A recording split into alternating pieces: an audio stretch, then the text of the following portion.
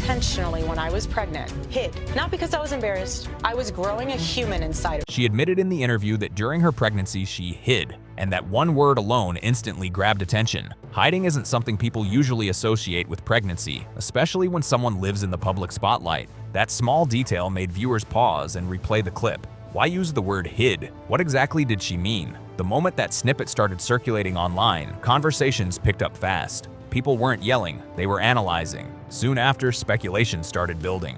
Some online commentators wondered whether there were private arrangements or undisclosed circumstances behind the scenes, if any confusion about the— She actually admits in the interview that during her pregnancy she hid, which is a weird thing to associate with pregnancy timeline ever surfaced. To be clear, these were questions and theories floating around social media, not confirmed facts. At first it sounded dramatic, but supporters and critics alike said their curiosity didn't come from nowhere. For months, people had mentioned that certain timelines in public appearances felt unclear. It wasn't outrage, it was more like raised eyebrows and quiet confusion. Now, some viewers believe Erika may be feeling pressure as more people revisit past interviews and statements. The internet has a way of slowing things down, frame by frame, when a story feels incomplete. Old clips resurface, dates get reviewed, words get picked apart.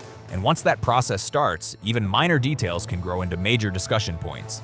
Before anyone dismisses it as simple online chatter, it's important to remember that most of this conversation began with one unusual word choice. That single comment, hid, is what— I had been to Romania and teamed up with the Marine Corps to open up and sustain an orphanage with 75 beautiful children. Sparked deeper curiosity and ongoing debate across social media platforms. Not accusations, not bold claims, just real questions that still don't have clear answers.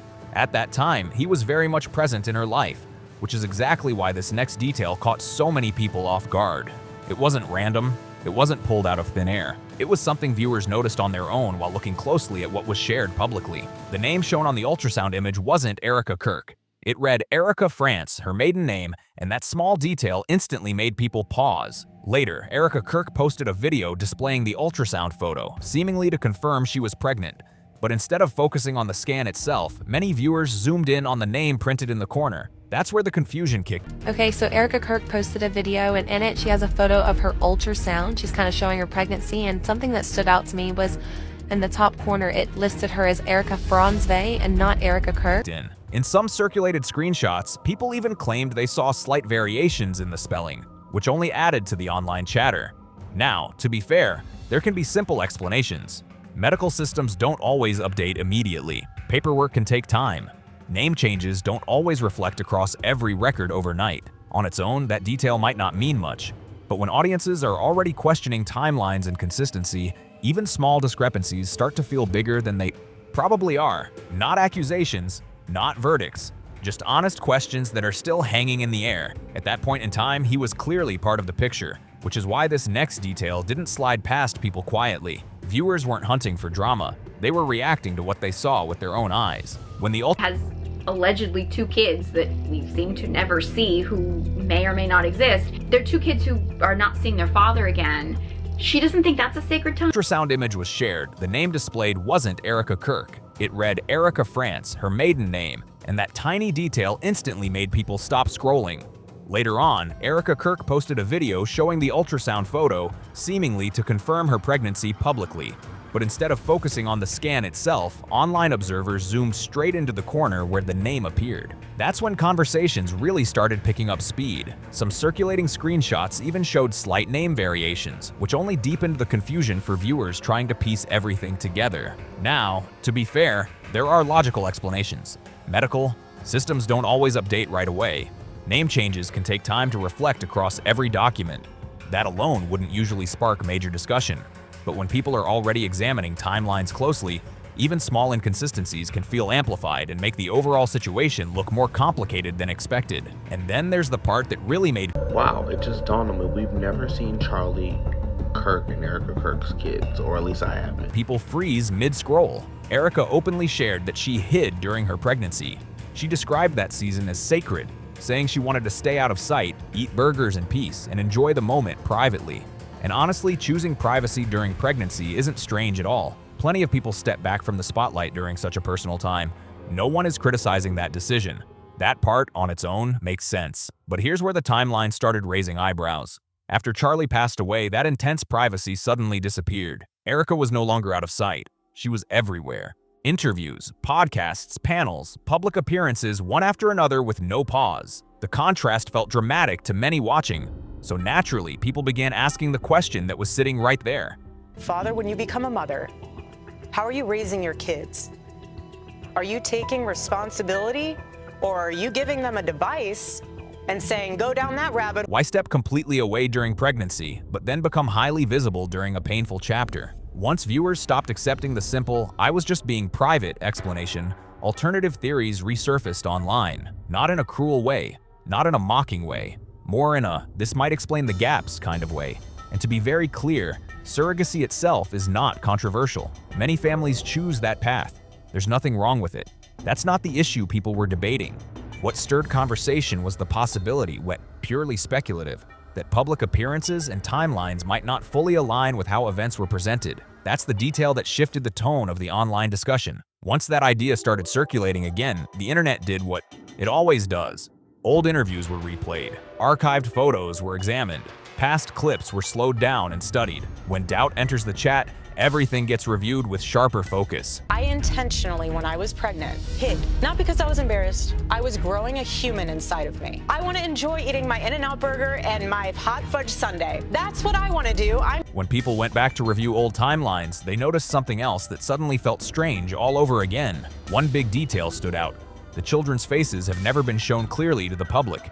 Not directly, not casually, not even in passing. And once that realization clicked for viewers, the volume of questions went way up. Every shared photo followed the same pattern. Faces covered, blurred, turned away, completely out of frame. Now, to be fair, many public figures choose to protect their children's privacy, and that decision alone isn't unusual.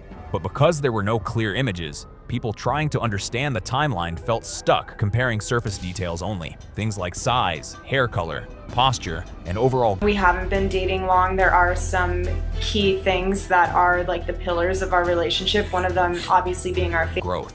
That limitation made online observers even more curious. Then everything escalated fast. A side-by-side image started circulating widely, and that's when the conversation really exploded. The viral post claimed the babies were close in age, just weeks apart, not months. But visually, many viewers felt the comparison told a different story. Looking closely, some people pointed out noticeable differences.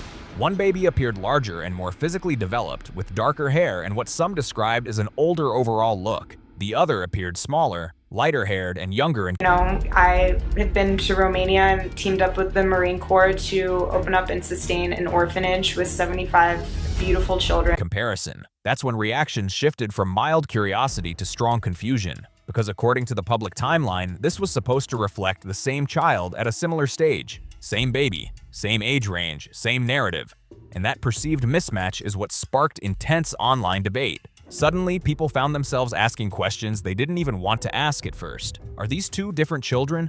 Were older photos reused at different times? Was a separate image presented in a way that assumed no one would look too closely? To be clear, no one is saying they have solid proof. That part is important.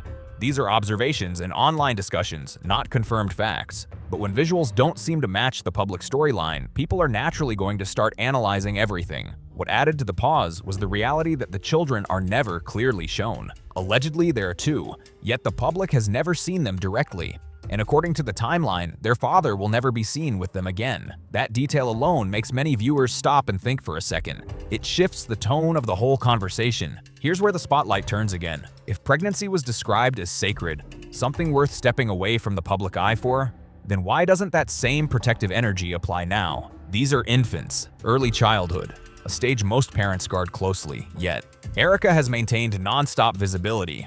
Podcasts, interviews, panels, back-to-back media appearances without much breathing room. That constant movement made people ask a straightforward question. If she's frequently traveling and doing appearances, who is caring for the children during those moments? Parenting, especially with very young kids, isn't something you casually schedule around.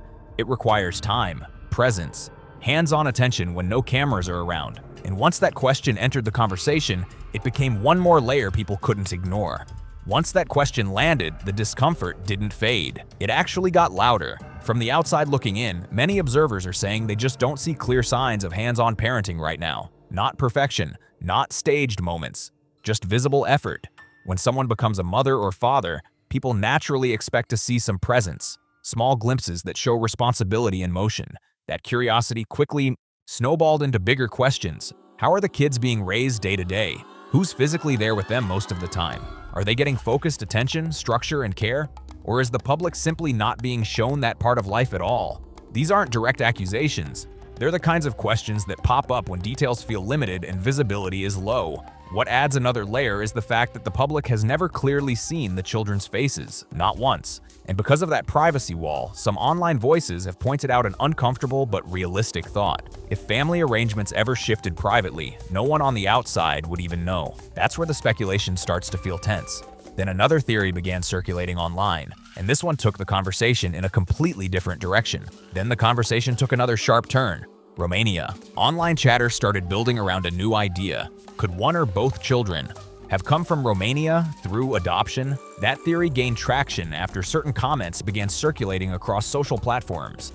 At first, it sounded like a fringe assumption, but once people connected it to Erika's past foundation work and her international involvement, the idea didn't feel so random to some observers. That background context is what made the theory enter the discussion in the first place. Now let's slow this down and be clear. There have also been online rumors trying to link Erika to serious wrongdoing abroad through her foundation. Those claims remain unproven. There is no verified evidence backing them. That distinction matters a lot. Speculation online does not equal confirmed fact. However, because there are already questions about timelines, privacy, and limited public information, those old rumors resurfaced. Not because they were proven, but because when gaps exist, the internet tends to fill them with theories. That's how online cycles work. Once uncertainty builds, everything connected to the past gets dragged back into the spotlight. Then there's another detail people keep circling back to. Do most viewers even know the children's names with certainty? Not a single confirmed detail has casually slipped out. No accidental mention, no spontaneous reference, nothing that feels unfiltered. One viral comment summed it up perfectly. Everything feels extremely controlled. And that observation is what many can't shake. The entire narrative, from pregnancy to present day, appears tightly managed, carefully curated, structured. And when a story feels that controlled from beginning to end, people naturally start wondering what's being protected and why. When you stack all of that on top of the other unanswered questions, some people stop calling it coincidence. They start looking at patterns instead, especially because Erika has faced credibility concerns before. That history matters. For many observers, it makes it harder to accept every new statement at face value. And that's exactly where the skepticism starts to settle in. Take one example that really shifted perception. Erika has publicly said more than once that she never dated anyone seriously before Charlie, that he was her first real relationship. That idea became a key part of her public image. But later, online records and past connections surfaced showing there were relationships before him, including JT Massey. Once that information circulated, it caused people to pause. Because when a claim that's simple turns out to be inaccurate, it naturally makes people wonder what else might not line up. Then there's the alcohol claim. Erika has stated publicly that she has never consumed alcohol, not even once. That statement has also been part of her carefully presented persona. However, when viewers revisited older footage, especially from her reality TV appearances, they noticed scenes where she appeared in social environments, holding drinks, party settings, gatherings, moments captured on camera. Those clips raised eyebrows. Now, none of this automatically proves intent, but contradictions, even small ones, tend to stick in people's minds. And once viewers begin spotting inconsistencies, it becomes difficult for them to ignore them. From there, doubt doesn't shrink, it expands. There have also been long-running claims online suggesting that much of Erika's public persona feels overly staged. Some critics have even alleged that before emotional speeches, she may have enhanced the moment to appear more tearful. To be absolutely clear, that specific claim has never been proven. There is no verified evidence confirming it, but it has been discussed repeatedly across social media for months, and once an idea like that enters the conversation, it tends to stick. When you zoom out and look at the full picture, past inaccurate statements, visible contradictions, tightly managed appearances, and strong image control, it becomes harder for some viewers to fully defend her current narrative. That's why, for a growing group online, alternative theories don't sound as far-fetched as they once did. To them, those theories feel like they explain gaps that haven't been directly addressed. And that brings everything back to the children. Because if there were inconsistencies around the pregnancy story, and if her daily presence as a parent feels unclear to some observers, then naturally people begin asking bigger questions. Are the kids primarily with her? Are private arrangements being misunderstood? Nothing definitive has been confirmed either way. That part is important. But ongoing silence, paired with a history of conflicting details, has fueled doubt instead of calming it. At this stage, many people aren't even reacting to rumors themselves. They're reacting to what feels missing. The absence of straightforward clarification is what keeps the conversation alive. And until there's clear transparency, speculation likely won't slow down anytime soon. Now I want to hear from you. Drop your thoughts in the comments below. Are people overanalyzing normal privacy, or do you think the unanswered questions deserve real clarity?